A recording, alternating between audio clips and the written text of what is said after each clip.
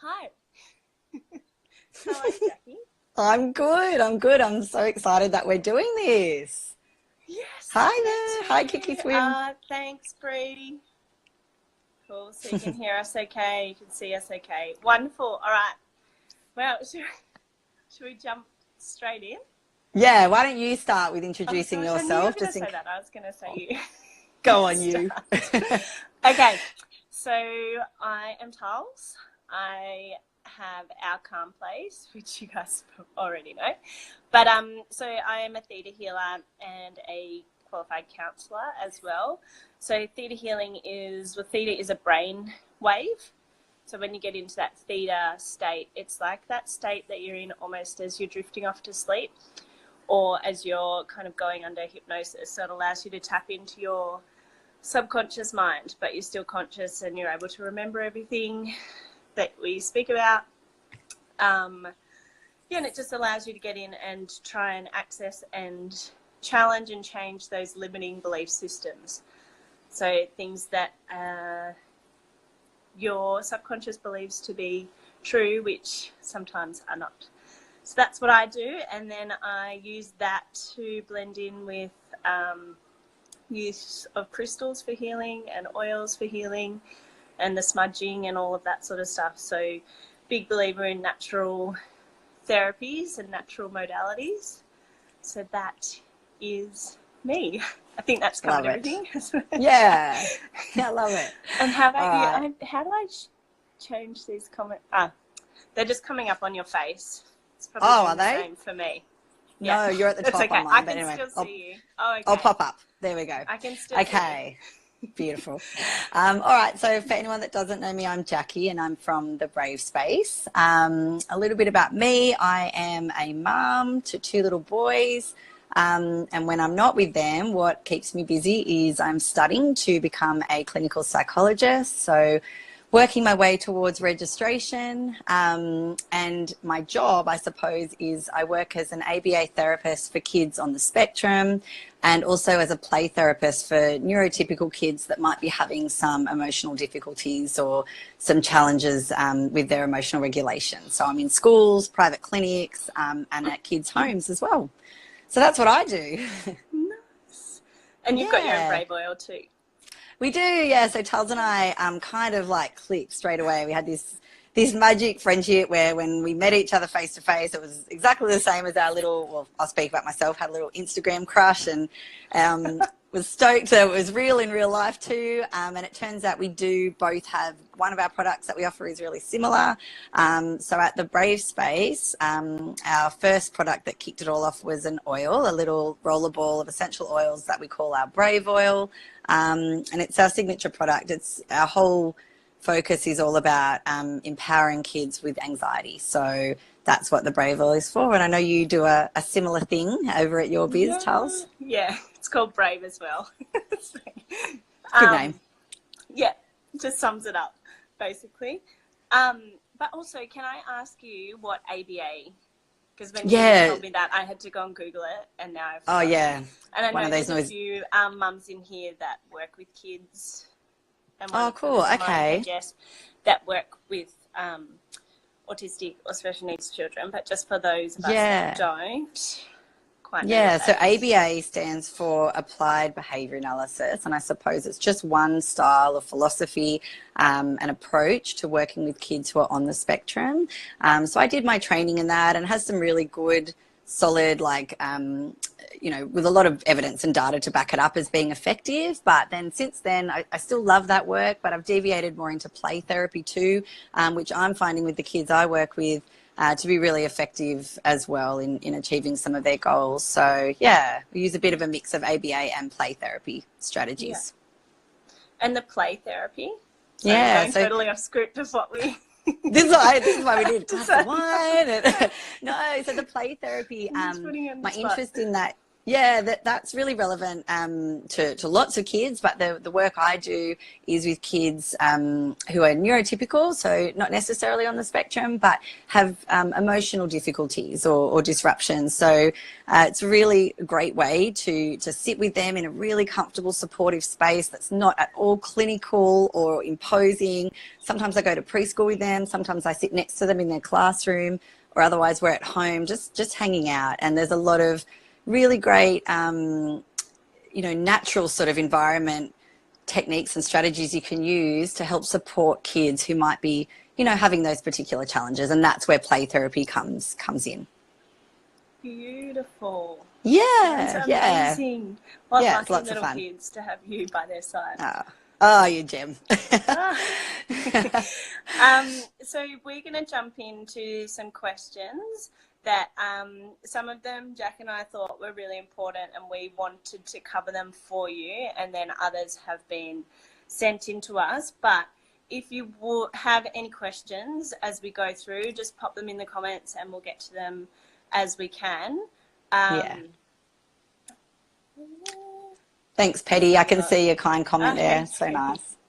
Hey, everyone. Wow. So, yeah, we'll jump into the questions, but if you have any questions as we go along or anything that pops into mind, just let us know and we will answer them. Perfect. If we can. I'm sure we can. Yeah, sure. Yeah. I got nowhere to be. Give it a go. Okay. So, Jack, I'm going to fire one at you first. Sure. Is that all right? Let's go. The first question is, how do we best handle a child who is super anxious about starting or returning to school? Yeah. Yeah, so I feel like this is probably something that's top of mind for a lot of mums or parents, carers at the moment, because it's all coming to an end, these school holidays, and there'll be lots of people heading back next week or starting that may be anxious or particularly worried about it. So I guess from my perspective, and jump in, Tals, whenever, obviously, but I think the first thing before I do answer that question is, as mums particularly, it's our natural biology to be protective of our little cubs, right? So often what we see and hear is this, a tendency to worry about them. And so I'd say before we talk about supporting a child who's anxious, it's a good idea just that we check ourselves. So just look at it and make sure, are they actually anxious, or are we as parents projecting our anxiety onto them, which is always coming from a good place, no doubt, from love and from protection. But it's really good just to take a pause, make sure that it's not us projecting our worry onto them. Young children are naturally inquisitive. So a child that asks you, oh, Mum, when I'm at school, how will I know when to eat lunch? They may not be anxious about it, but they may just genuinely be wondering, how will I know when it's lunchtime? So it's important that we don't, run away with those and think, oh God, they're stressing, they're worried about, all of these things. So just something to be conscious of. But in terms of a child who is anxious, perhaps has told you that they're anxious or is displaying signs so they are, I think first and foremost, and Tals, this is something we've spoken about too, is to always acknowledge how they feel. So another natural mum thing is to want to reassure them and wrap them up and be like, you're fine, you're fine, you're fine. You don't need to worry. Whereas the fact of the matter is they are worried, and us telling them not to worry actually doesn't calm their nerves, which is usually the intention. It just tells an anxious brain that it's not being heard. And often then the result is to kick up that anxiety to the next notch, like, oh, I'm not being heard, quick alert. And so it's really, really critical that we acknowledge how they feel, with simply just saying, oh, I can see that you're really worried about that, or I understand how you feel. And I think that's probably the most critical thing. And once that happens, the child will begin to sort of calm to a level that they can then, open up and talk about what it is that they're concerned about. Make sense? Yes. Yeah. Yes, totally. And it's kind of, I always say, put yourself in your child's shoes as well. Like if you're feeling anxious about something and someone tells you, or if you're stressed out and someone tells you to calm down, it does the opposite to you. And so it's the same for them. Like they're little and they're adaptable and they're resilient and all these sorts of things, but they're still actual human beings. So we need to treat them the way that we would want to be treated, and validate their feelings, make them feel heard. Yeah. And so that they can learn to express it still as well, rather than repress it, thinking, oh, well, mum's just going to tell me not to feel that way, so I'm not even going to tell her to begin with. Yeah, totally. When you think about it, it's kind of like you'd expect a fair amount of anxiety about returning to school, or particularly starting school for the first time. That's pretty normal, right? Like, Yeah. so I think it's best to contextualize it and say, you know what, every other child there is probably feeling the same way that you are, Yes. which is always great to normalize these things, help sort of de-escalate the anxiety associated with it as well. Yeah. Yeah, and Yeah. just reassure them, everyone else, in your class, if they're going off to kindy, everyone else is starting off too. No one knows what they're doing, what to expect. Yeah. Some might be a bit more outgoing than others, but... Yeah, exactly. I saw there was a little question there before I go into yours. Jazz. Oh, yeah. How do you support a problem eater versus a fussy eater? Oh, that is a good one, actually. Hey, Jazz, do you mind if we come back to that one? Unless, Tals, did you want to jump into that now? Or I thought maybe we could come back to that at the end. Yeah, because Jazz and I were talking about this the other day, actually. So, so Cohen, I can't... Jazz, if you want to fill us in on, so Jack can fill in so I don't mix up the message, just run another little comment just telling us a bit more about Cohen and telling Jack about that.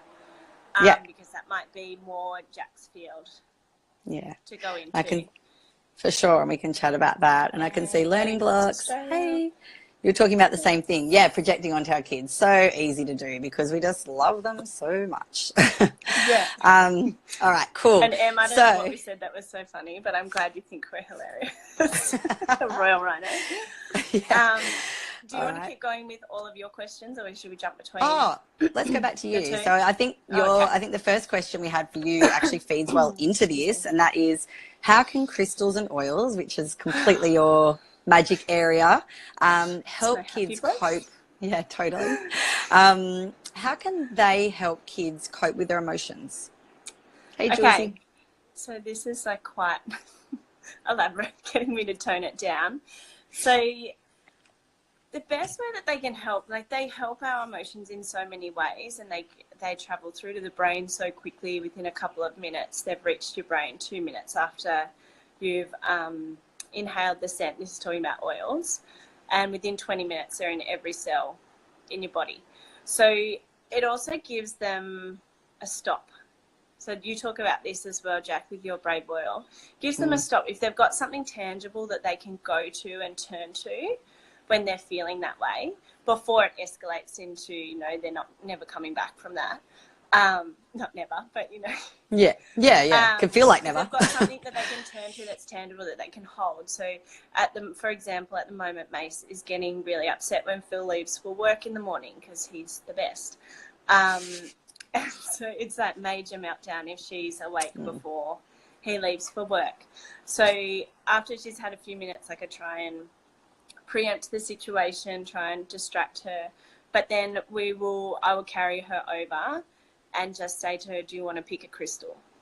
And a lot of the time, like, kids are so intuitive. It may seem like they're not, but they are.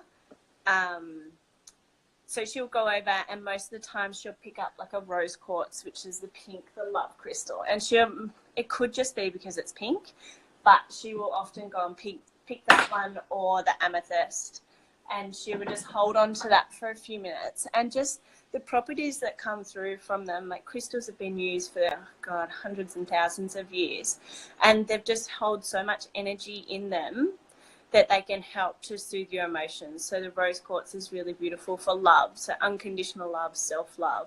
And then the amethyst is really protective crystal, so it can help you feel grounded and protect your energy that way.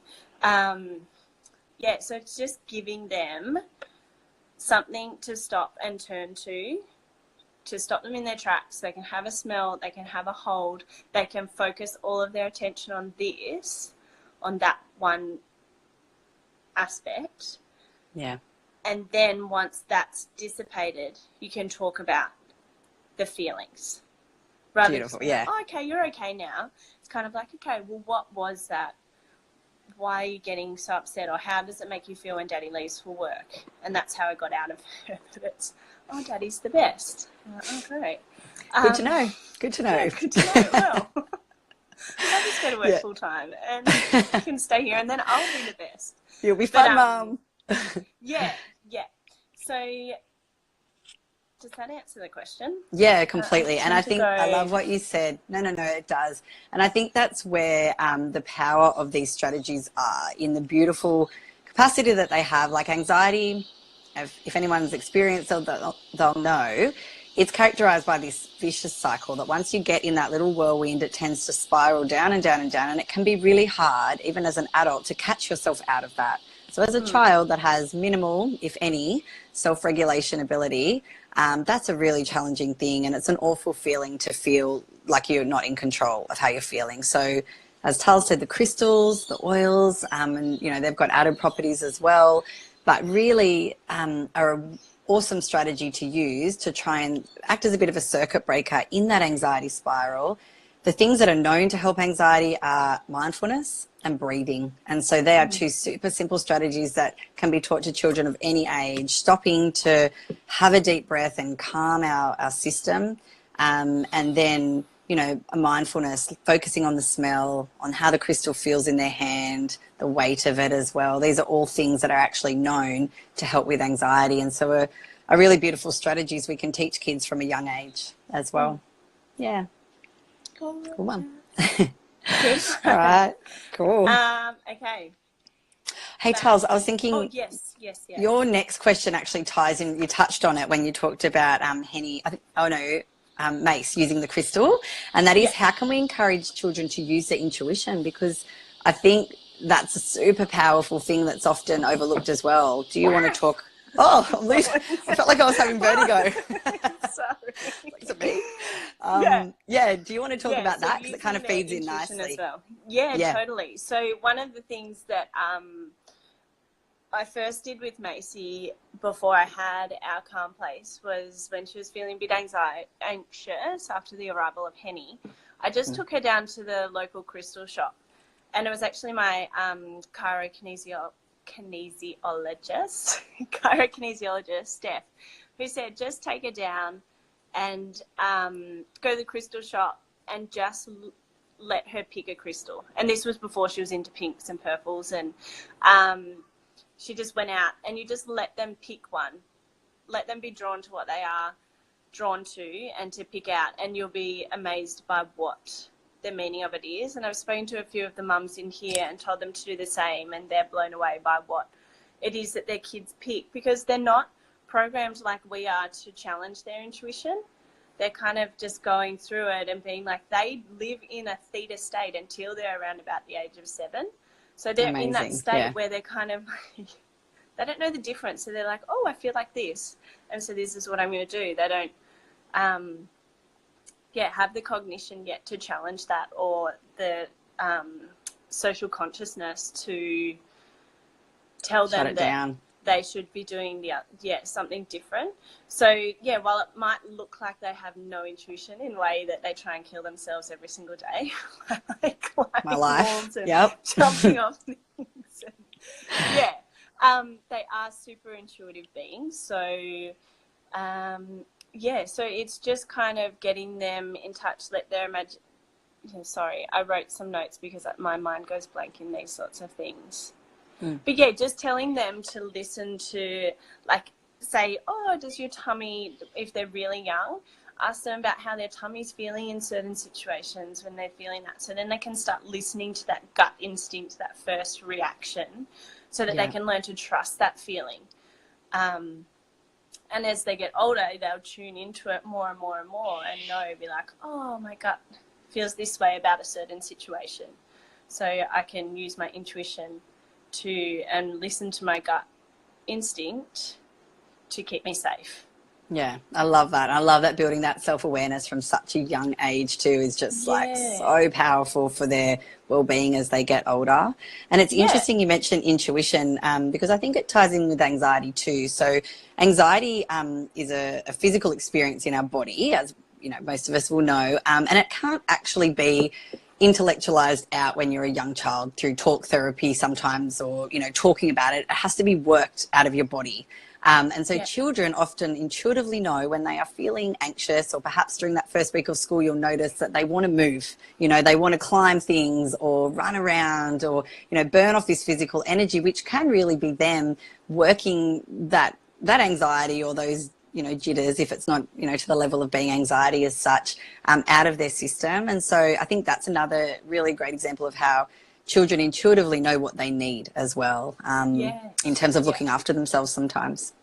Yeah, totally. Yeah. And they do when it gets down to that, and Jazz will go on to talking about Cohen and his eating, but also then they know when they really need to do something and when they really don't need to do something. They know when they're really in danger, or they know, okay, I've got to stop and listen to mum. Like Cohen was, he goes a long time without eating. Most kids, this seems like a unique situation, but most kids, if they're really hungry, they're not going to starve themselves. They'll be like, oh, I'm not hungry, I don't feel like this, or blah, blah, blah. Just so that they can get something else to eat. But if they're really hungry, they'll eat it. Yeah, intuitively they know. Yeah. But there's also a really good book. We can go into books later. Or we'll leave the books for later. We'll do the books later. Say if you want to do it all in one. When I was talking about intuition and sort of left brain, right brain, the intuitive side and the logical side. So this is a really good book, The Whole Brain Child. I hope it's not backwards for you.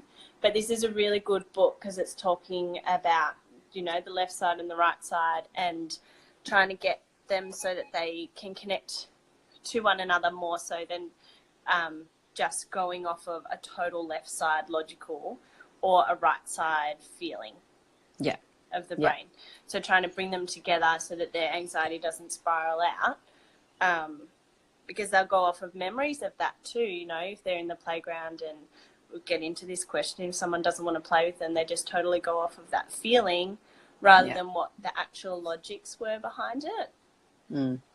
Yeah, absolutely. Yeah, couldn't recommend that book high enough. It's brilliant. Yeah. And then my last on the intuition was also if they've got, a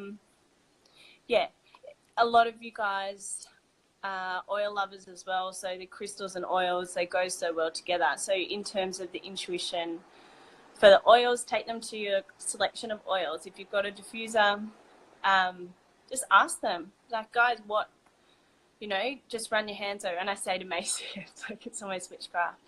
Just run your hands over the oils, and we make a little game out of it. It's like, oils, which one should I choose? And they'll choose it, and you look up what the meaning is, and it's spot on for them, whatever oils. So just remind them as well. Remind them of how wise their little souls are. Yeah, absolutely. Yeah. Love it. Got this. Yes. Abby, the crystal shop down at the square is where we went the first time. So for people on the beaches, Warriewood Square. But there's a new one that's just opened up in Mona Vale as well, which is awesome. And we've got more. Tulls, I can see there Lou's asked, she was going to take Tea to one in Sydney, but do you know of any in Brisbane? Pat Shop's really lovely. Brisbane, let me check. I don't know off the top of my head, Lou, but I am sure there's not too far from you. I don't know if Marty's on from Nesta and Cup. Just down near Byron, there's a huge big crystal palace if you feel up for a day trip down there. But I will do some research for you, Lou, and find out about a Brisbane crystal shop. But for sure, head into Pat's when you're down. Yes, Jazz, we'll definitely get on to cover Cohen's at the end, if that's okay. Oh, and we forgot to tell you guys at the beginning. I just thought of that too. Same brain. If you can stick around until the end, we both have a special little treat for you. Yep. Yeah. So wait and see. Or if you're catching it on replay, just fast forward to the end. No, don't. You're learning lots about how to Okay. Back to you, Jack. So, okay, this is a good one. Is there anything I can be doing before the first day of school to help ease the transition? I like this absolutely. One. So In terms of that, absolutely there is. So anxiety is characterized by being in, well, what it is basically is our brain trying to protect us from a perceived threat. So when we're feeling anxious, we're always, always, always in the future. So our cognitions and our thought processes are generally around anticipating all the bad things that are going to happen to us. So we're never living actually in the moment, in the present. It's always future oriented. And if you're ever feeling anxious or worried, if you pause and check yourself and look at the cognitions or think about, you know, the thoughts you're having, you'll see that. So for kids that are nervous or worried, or if it's gone to the stage that they are actually experiencing some anxiety, the best way to handle that is by preparing them as best we can. So when something is unfamiliar, we're more likely to be anxious about it. But when there's a degree of familiarity around it, it tends to ease it a little bit. So in terms of actual practical suggestions, I think a really good one is having all the physical things in place. So involve them in picking out their pencil case or their new lunchbox or whatever it may be, in their school uniform. Give them a little test run of that. I know lots of kids love to run around in their new school shoes and their uniform. If they're young children. Yeah, Instagram, all my friends, their so kids cute. are just all in their uniforms.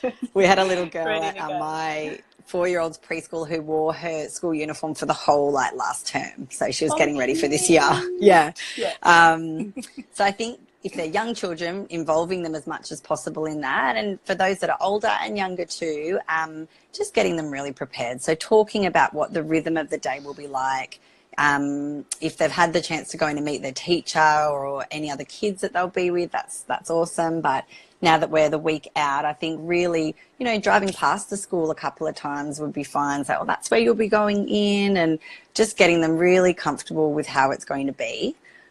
For children that may be worried, I think it's a really, really great strategy to talk them through strategies for particular concerns they might have. So a question I had submitted from the girls over at Small and Savvy, hey, if you're on, was how do we best support the no one will play with me anxiety, which is real. That I remember being a kid and having that same thought myself. It's so brutal. Oh, right? Like that's a massive one. So I really think the best way we can support our kids with these types of worries is to talk them through it and have pre-prepared strategies so they feel like they're kind of equipped. They're like, all right, if this happens, this is what I'm going to do, because it removes a whole lot of the anxiety of having to problem solve these things on the spot ourselves when they're away from their support crew, being us. Yeah. So what we've done, a lot of preschools are teaching this now. I know they have it at the girls' which preschool. is amazing. They're teaching it now. You know, just go and ask someone else. But so it's good that they're implementing it so that when they get to oldest, absolutely, like school. they're thinking these things through. So from my work in the child therapy, something I found to be really good, so this is more for younger children, they can get a bit in the like blah, blah, blah when we're talking at them all the time. So if your child is particularly visual or loves stories, what can be really great is just to do a little comic book strip storyboard with them. So it's super simple. You don't need to be like an artist or get out your PowerPoint slides. Just on one piece of paper, break it up into 6 boxes and just storyboard with them a little picture of them, a little stick figure and some little speech bubbles, things like, I'm feeling a bit funny in my tummy because I've got no one to play with. And then actually talking them through who they would go and ask. So make some safe strategies for them. Either go and speak to the teacher and say, I'm feeling a bit nervous. Can you find me a friend to play with? Or here's your, 2 or 3 kids you've known from preschool or from, friendship circles outside. And they can be their go-to people if they're in that particular situation. And I really think having that little tool in their tool belt as they go off helps to ease a lot of the worry, the future projecting that is so typical of starting school or going back to school. Yes. Yeah. Wonderful. Yeah. That's awesome. All right. I think I'm just checking my little notes, but I think that's it. Oh, and in terms of easing the transition, probably intuitive to most mums, but I think it's a really good idea to clear your calendar for those couple of weeks. So for the afternoons in particular, expect them to be absolutely, completely spent. So, Yeah. you know, maybe it's a time to take a break from ballet after class, after school, or, you know, give soccer training a miss if they're looking particularly tired. If they love it and they're looking forward to it, of course, go. But just Yes. introducing a little bit of grace into your weeks, pulling dinner forward an hour in those nights so they can spend an extra hour chilling out, whether it's in front of the TV, colouring in, whatever they like to do just to unwind a little bit, because just like us big people, it's really good to build that white space into your schedule just to account for being completely exhausted for those first few weeks. Yes, yes. Yeah. Exactly. Yeah, I had some of those written down as well. Did I miss anything? No, mine was, I just was jotting things down as I saw your question. I was like, oh, yeah. But Yeah. same things, you know, have some of their favourite meals ready for dinners that night. So just that, to add in that extra bit of nurturing environment for them. So have their favourite meals that you're having for dinner, allow some extra time between dinner and bedtime so that they can fully unwind and, speak to the teachers. And don't, this might not be relevant to anyone right now. Their kids might be super excited to start school, but then in a couple of weeks' time, when the novelty's worn off and they're like, oh, well, I don't want to go back, it can be handy to have these, to be like, and that's what we sort of see. Go-tos. Yeah, and that's what you sort of generally see. There's two broad categories of kids. Those that are like so pumped. They've worn their school uniform every day of the holidays. They are like ready to get in there, which is amazing, obviously, and there's nothing about that to be discouraged. But what you typically find with those ones is they burn through the first few weeks. They're making friends. They're trying to have play dates. They're doing everything. And then they sort of get there and they think, oh, okay, I'm ready for a holiday now, but this is it, and they need to keep going. And so for those ones, you can expect to see a little mini crash and burn, perhaps, 5, 6, 7, 8 weeks in, just in time for the school holidays. Or they're those kids that are perhaps a little nervous and tend to warm into it, a little slower from the get-go, and, both completely normal, but it's just being just get aware. into it, and then it's school holidays. And you're like, right? Yeah. Start again. Textbook, But yeah. And another one that I just saw, same as you, get them involved with the school uniforms, get them in the kitchen baking with you if you're doing baking for, just have some extra quality time with them. And Amazing. then one that popped into mind was a friend, it just took, she only got to built up to do the kiss and drop, where you just drop them without having to walk them in at the end of year 1. So, it can take time, and just try not to rush them too much, as frustrating as I know that it can be. Just try and be patient and empathetic and ask them, over dinner, what was your favourite part of the day, and leave the not so great parts of the day for when you're not eating, so they're not associating food with bad thoughts and different things like that, which is a whole nother talk. Another day. Food associations, but all right. That's sort of gone through my list. I know you had a couple of questions sent in, so I was just going to shoot them back to you. What crystals would you recommend to start with if people are looking to get into that, and similarly, what oils if they were looking to explore that as a support option for the next few weeks? So again, if you've got a crystal shop that is local and nearby to you, my first suggestion would be to take your kids down there and let them intuitively pick a crystal. If you don't have that sort of thing readily available, rose quartz. So that's a really beautiful, gentle, you don't need to buy a big chunk like that, but rose quartz is a really beautiful, gentle, nurturing love. It's the crystal of love. So that's a really good one to help support their emotions. You can get like little, these are probably better size to show you. So they're like little tumbles. So these are the ones that you'll walk into a crystal shop and most probably see. Like they come in little tumbles like that. So they can put them, and I've got worry stones as well, so that they can put them in their pocket or in their bag. And just pull them out as need be. Put them under their mattress at night time. So my girls have got rose quartz under theirs at the moment, just so that they're feeling that love energy. all night to help the kids sort of settle and feel protected as well is the black tourmaline crystal. So that's, the boys usually really like that one. Or a black onyx crystal is really good grounding. And there's the clear quartz, which is like a master healer. So that one's good for pretty much everything. And then there's amethyst. So that's another really protective one. So you can get like little purple ones. I don't know. Yeah, it's a little purple crystals. But again, just if you can, get them down to a crystal shop. Or a lot of markets, they'll have little crystal shop setups. So down there and get them to intuitively pick some good oils for like courage and bravery that are in the Brave oil. So it's yellow aventurine, which is really good for opening and balancing the solar plexus chakra, which is in like your belly region. So when that's open, it helps you to muster the courage to combat courage and to overcome oversensitivity. And then there's moss agate as well, which is really grounding, and it helps to correct the left-right brain imbalances. And helps to open the heart chakra. So that would be my top, I don't know how many I mentioned there, but that's crystal-wise. But then when it comes to oils, there's so many you can start off with. A lot of you, as I said, are already into your oils. You're loving them. So lavender is always a great one for kids to help them calm. So it's an oil of calm and communication. So it can help them to calm down and then communicate what they're feeling. Lavender can be a bit of a tricky one with some kids because it can have the opposite effect and make them super hypo.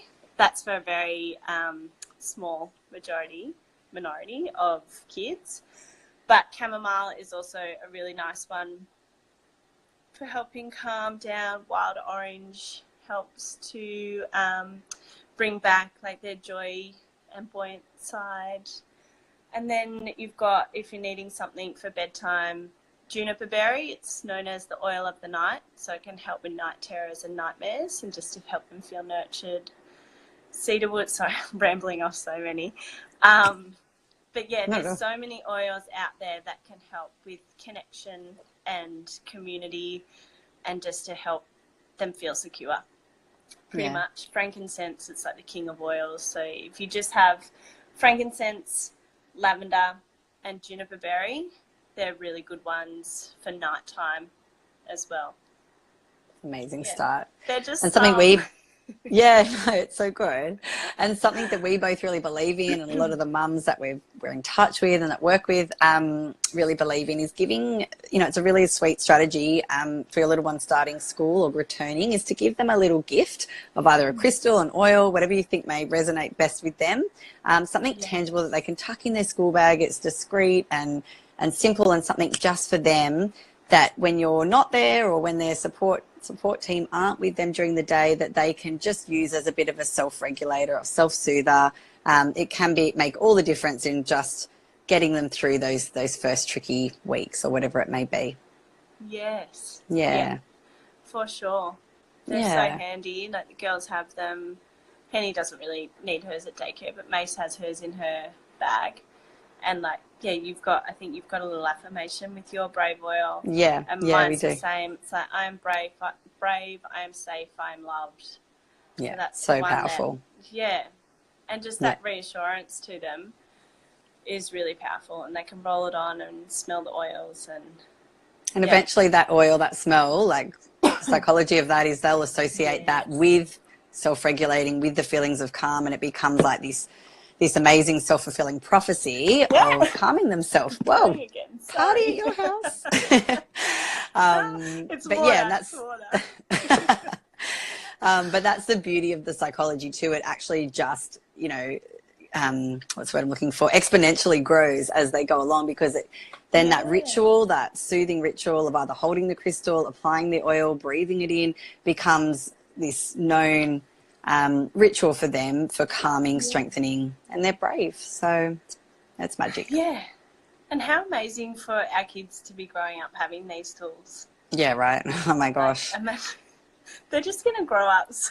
Like, These without weren't caring things that were about- talked about when I was at school. There was way, no it's just like, suck it up, champ. yeah, you'll be right. Yeah, that's So, so yeah. stupid. What do you mean? Cushion Couture Australia. Hey, I can see you've written there, where do you put the oils on kids? So, Is that Ames? is that, It's Ames. yeah. Yeah. So, Charles, do you want to talk to that? So if you've got the roller, if you've got them in a roller bottle, I would say apply it over their heart, and then you can put it down. Hey, Ames. Apply it over their heart, like roll it over their heart, and you can kind of say that I am safe, I am brave, I am loved, down their spine, and if it's at night time, on the soles of their feet as well, or before they head off to the school. They can pretty much just let them sort of have free reign with wherever they feel they need to put it. Like if they're feeling a bit funny in their tummy, get them to roll it over their tummy, and they can have that association, because like that's where a lot of their nervousness and butterflies will be generating from. But it doesn't really matter where you put it. Yeah, I guess the crucial thing with that, if you're going to use the roller oils as a strategy, is sort of guiding them through the technique of then having deep breaths, because it's those, inhaling the scent of them, because that is what's going to be calming our vagus nerve, which is the nerve in our body that's directly responsible for that, biological response of calming. It gets really actually difficult to have deep breaths and not feel a little bit better. So that's a really powerful thing to be talking to our kids about too, if they're going to be using oils, or just and that's a really good lead in then to be talking about meditation and mindfulness, which is again a whole nother live, but all interconnected with these ideas too. Yeah, and I saw from My Lens of Love, she had little Malou she had got a rose quartz crystal, and she's just sitting there with it in the palm of her hand doing some deep breathing. Just like they just intuitively know. They hold it and they take a deep breath. And most kids, when they're young, you don't actually have to teach them how to breathe properly, because they already know to breathe into their bellies.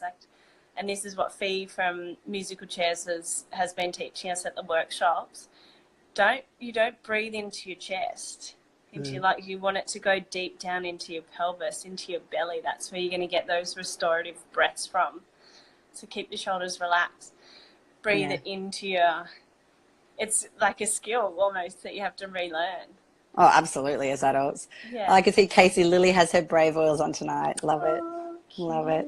So good. Good old brave oils. All these emotionally aware kids. It's magic. Yeah. Yeah. All right. Charles, I think that was it from me. Was there anything else? We will go back to Jazz. I've got that in the back of my mind, Jazz, if you're still there. Is I could go on forever and ever, but it's going more into the Wow. I'm losing. I've got the headphones plugged into the bottom, so it's balancing off the little thing down Jazz, the bottom. Jazz, thanks, Jazz.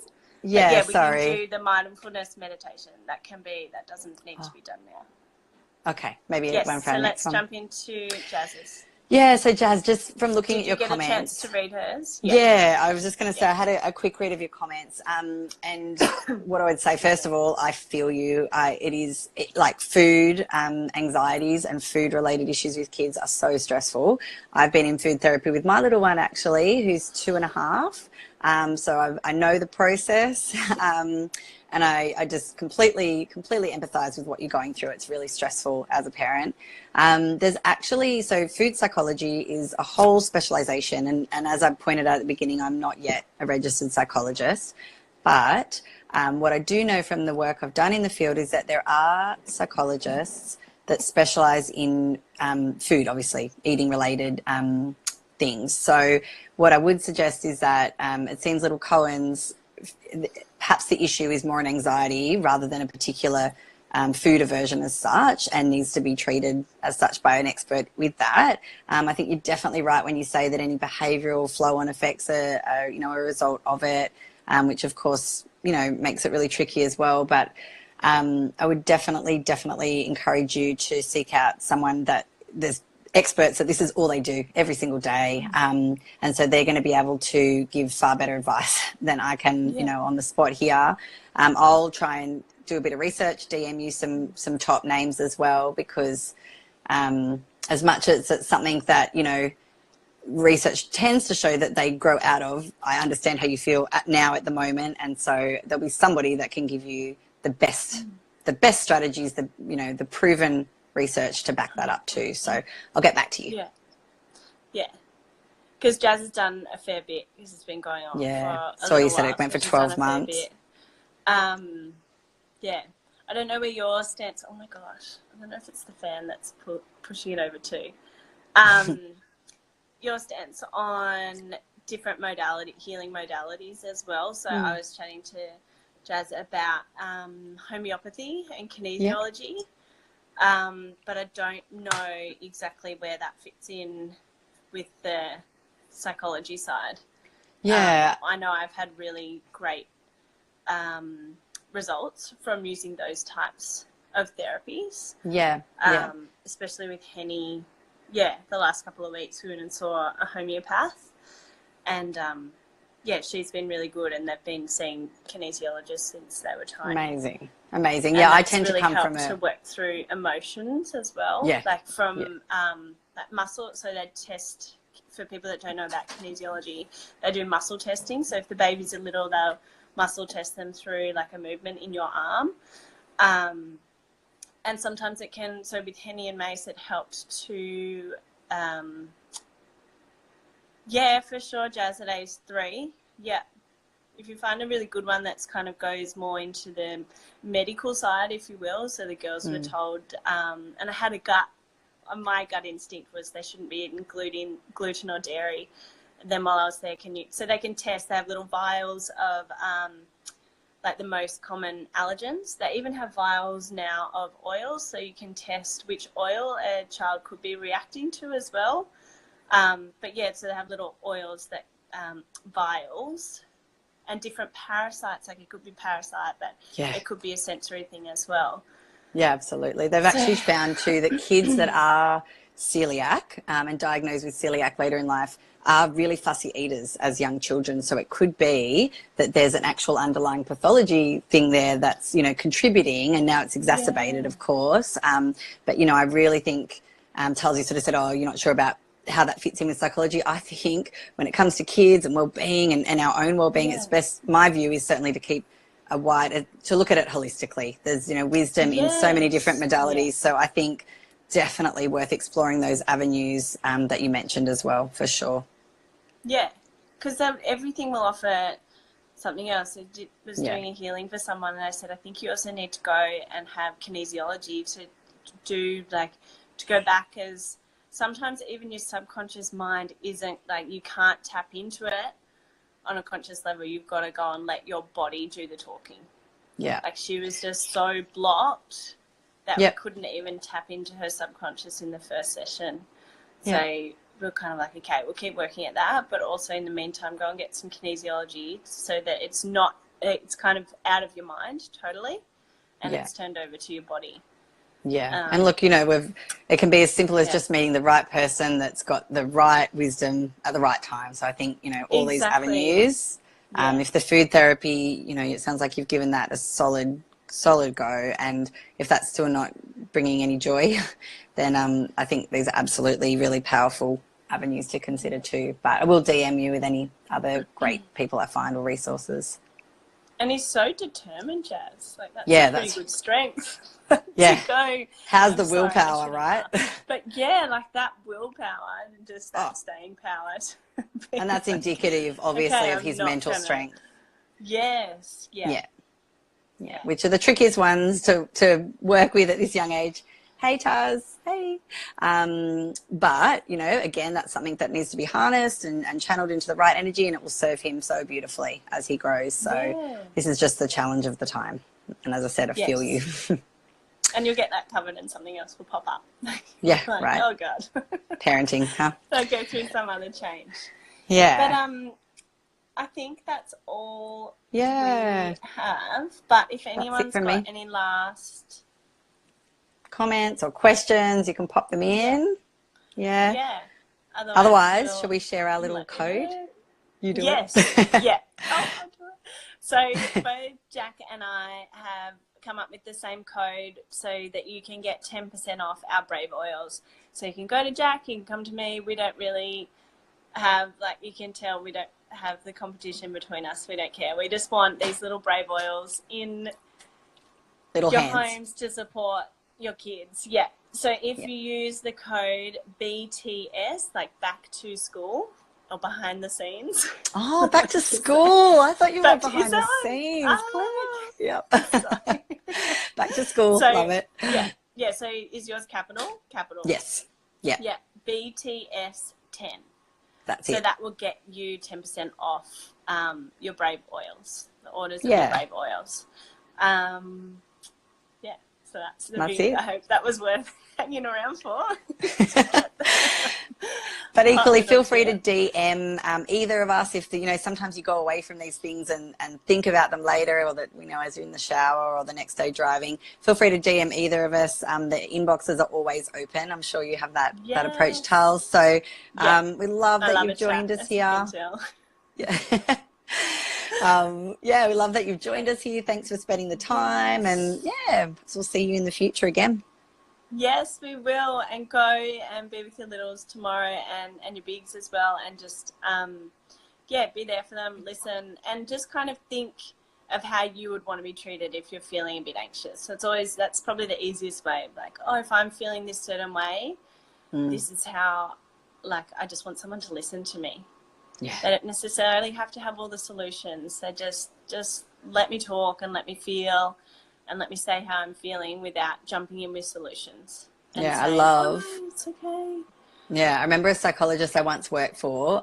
She told me, she was like a mentor as well, and she said to me, sometimes the most powerful thing you can say to kids is, I'm here. I'm here, Yes. and as a mum, you want to say the right thing so much, and we tend to talk and talk and talk, but sometimes you just need to say, I'm here and I can hear you, I'm listening. So if you don't know what to say, throw that line out and perhaps it will be the perfect thing. Let them be heard. Yeah. Thank All you so right. much. Thank you, Jack. Thank you so much for Thanks, Charles. saying yes Loved it. and being here. And thank you to all you beautiful people who jumped online with us. Thank you. I'll See save you it, soon. so hopefully we haven't gone over time and we can rewatch it, and I'll figure out something else to have it evergreen. Perfect. All right. We'll see how Night. it goes. Okay. Good night. Bye. Bye.